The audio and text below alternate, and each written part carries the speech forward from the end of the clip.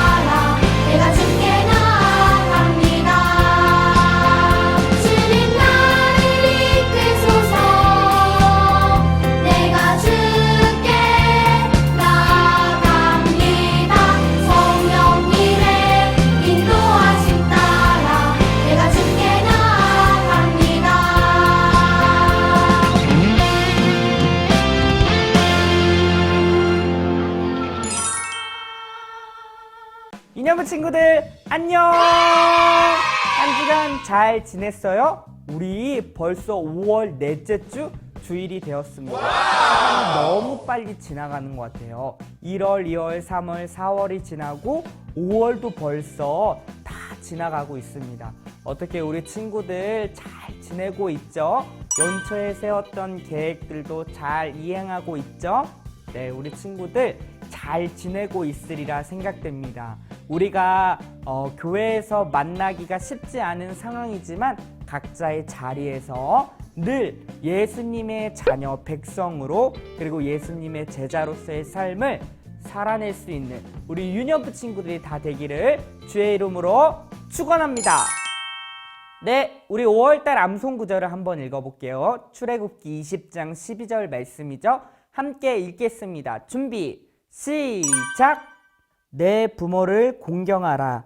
그리하면 내 하나님 여호와가 내게 준 땅에서 내 생명이 길리라. 출애굽기 20장 12절 말씀. 아멘. 네, 우리 친구들 어떻게 암송했나요? 하나님께서 우리에게 부모님을 공경하라 라는 것이 하나님의 뜻이라고 하면서 이야기해주고 있다는 거죠. 10계명 중에 제5계명이라고 했어요. 우리에게 허락하신 그 부모님, 엄마와 아빠에게 공경하는 것, 말씀을 잘 듣고 인정하며 잘 따라가는 것, 이것이 하나님의 뜻이다 라고 지금 말씀은 이야기하고 있습니다. 우리 친구들 각자의 가정에서 어디에 있든지 늘 부모님의 말씀을 잘 들으며 부모님을 공경할 수 있는 우리 유년부 친구들이 다 되었으면 좋겠습니다. 네, 우리 오늘 말씀을 살펴볼 거예요. 오늘 말씀은 다시 열왕기하 2장으로 넘어왔습니다. 우리 잘 알고 있죠? 우리 전에 배웠던 것을 간단하게 복습해 볼까요? 자, 엘리야의 뒤를 이은 사람이 누구죠? 네, 바로 엘리사입니다. 엘리사는요, 12겨릿소, 그러니까 24마리의 소를 갖고 엄청 큰 밭을 갈았던 농부였어요. 그렇게 부자였던 농부가 엘리야의 부르심 앞에, 즉 하나님의 부르심 앞에 엘리사는 반응했고, 그렇게 엘리야의 뒤를 따라갔던 사람이 누구냐면 바로 엘리사입니다. 근데 열왕기하 2장에 보니까 엘리야가 어떻게 되죠? 하늘에 승천하게 되잖아요. 죽지 아니하고 하늘나라로 올라간 사람 2명 누구라고 했죠? 에녹과 엘리야라고 했는데 그중 한 명 엘리야가 열왕기하 2장에서 불마차와 불병거에 의해서 그렇게 하늘로 이렇게 올라갑니다.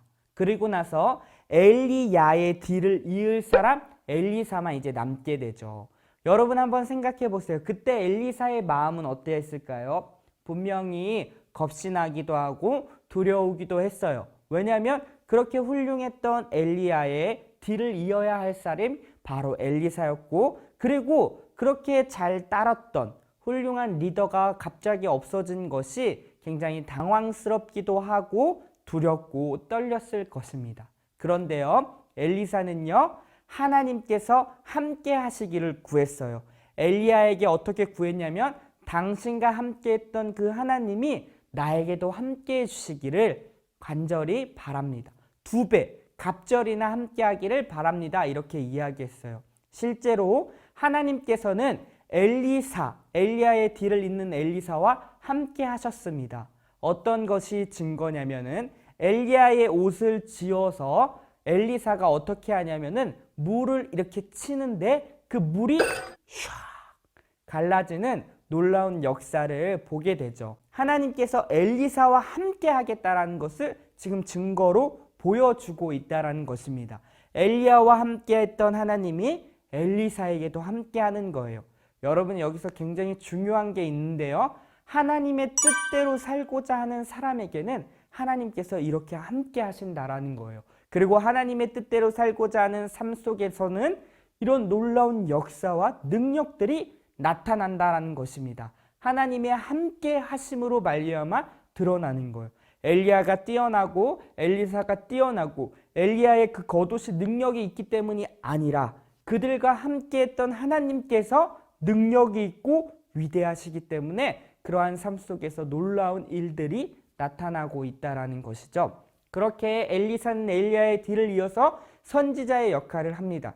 그런데요, 여리고 성읍에 딱 갔더니 그 성읍 마을 사람들이 엘리사에게 이야기하는 거예요. 그 성읍에는요, 작은 이런 저수지가 있었어요. 물을 이렇게 모아놓는 그런 저수지가 있었는데요. 그곳의 물이 굉장히 오염됐다라고 하는 것입니다. 그래서 그 물로 말미암아 수많은 이제 농사, 그리고 그 산에 있는 어떤 열매들, 나무들이 다 죽어가고 있음을 지금 하소연하면서 이야기한다라는 것이죠. 근데요, 엘리사는 그 이야기를 듣고 어떻게 하나요?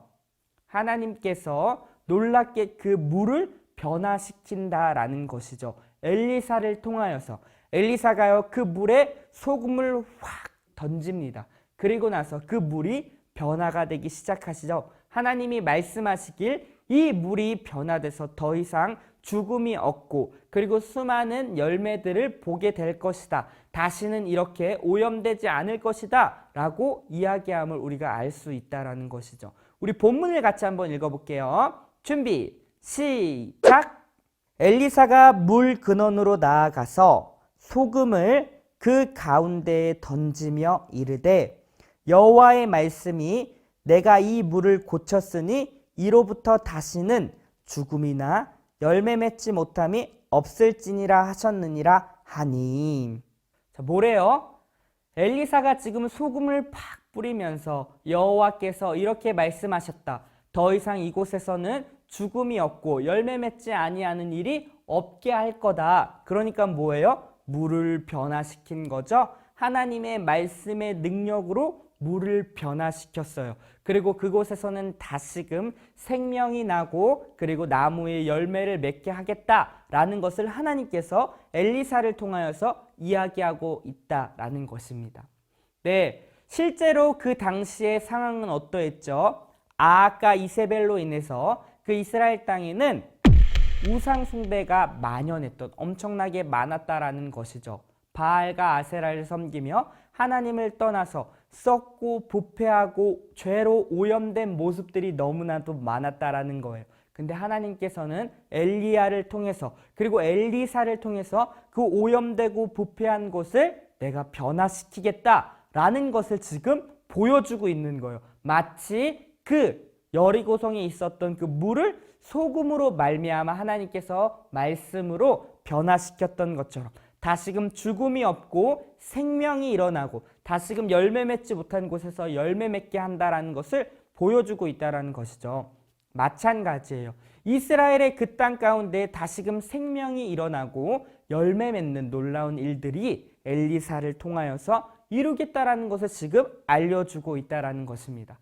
마찬가지예요. 우리 친구들, 하나님께서는요 우리를 통하여서요 이 세상에 썩고 부패한 곳을 변화시키길 원한다라는 것이죠. 우리 마태복음 5장 13절에 보니까 뭐래요? 너희는 세상의 소금이라고 이야기했어요. 소금이 짠맛을 이루면 어찌하리요? 라고 이야기하죠. 짠맛을 이루면 밖에 나아가 밟힐 뿐이다. 이렇게 이야기하고 있다라는 것입니다.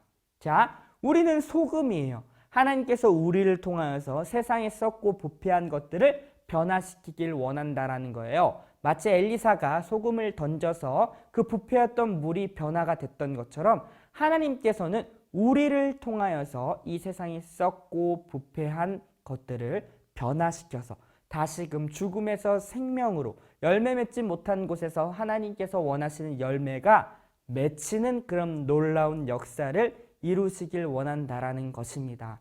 자, 오늘 말씀을 정리해 볼게요. 하나님께서 하나님 뜻대로 행하고자 하는 사람들 가운데 함께 하십니다. 엘리사와 함께하고 엘리야와 함께했던 그 하나님이 오늘을 살고 있는 우리에게도 함께 하신다라는 사실이에요. 그리고 그런 우리를 통하여서 세상에 썩고 부패한 곳을 변화시키기를 원하신다라는 것입니다. 네, 우리가 있는 자리에서요. 어디죠? 가정과 학교와 그리고 학원, 여러분이 있는 곳곳에서 썩고 부패한 곳이 우리 친구들을 통하여서 변화가 일어나고요. 그리고 우리 친구들을 통하여서 생명이 다시금 살아나고 열매를 맺는, 열매 맺지 못한 곳에서 다시금 열매를 맺는 그런 놀라운 역사를 쓰기를 원하시는 분이 우리 하나님이시라는 것입니다. 그러니까 우리 유년부 친구들은 하나님을 잘 따르고 하나님 말씀에 순종하여 우리 친구들의 삶을 통하여서 우리 친구들이 있는 곳곳이 변화되는 놀라운 역사가 있기를 주의 이름으로 축원합니다. 네, 우리 오늘 말씀을 잘 들었는지 한번 문제를 풀어볼게요. 다음 빈칸에 알맞은 말은 무엇일까요? 엘리사가 물 근원으로 나아가 소금을 그 가운데 던지며 이르되 여호와의 땡땡이 내가 이 물을 고쳤으니 이로부터 다시는 죽음이나 열매 맺지 못함이 없을지니라 하셨느니라 하니 두 글자인데요. 과연 정답이 무엇일까요? 1초, 2초, 3초. 정답은 말씀입니다. 하나님의 말씀으로 말미암아 부패하고 썩었던 물이 다시금 회복된다라는 것을 알 수 있죠. 자, 2번 문제입니다. 오늘 말씀을 듣고 옳지 않은 것을 고르세요. 1번, 엘리야의 뒤를 이어 하나님의 선지자의 역할을 감당했던 사람은 엘리사입니다. 2번, 엘리사에게도 하나님께서 함께하여 물을 가를 수 있었어요. 3번, 소금의 능력이 있기 때문에 여리고 성읍의 물이 깨끗해졌어요. 4번, 하나님의 능력과 말씀으로 성읍의 물이 깨끗해졌어요. 과연 정답이 무엇일까요? 1초, 2초, 3초. 네, 정답은 3번입니다. 소금의 능력이 있어서 변화된 게 아니죠. 하나님의 말씀으로 말미암아 하나님께서 능력이 있기 때문에 하나님께서 엘리사를 통하여서 그 물을 변화시켰다라는 것입니다.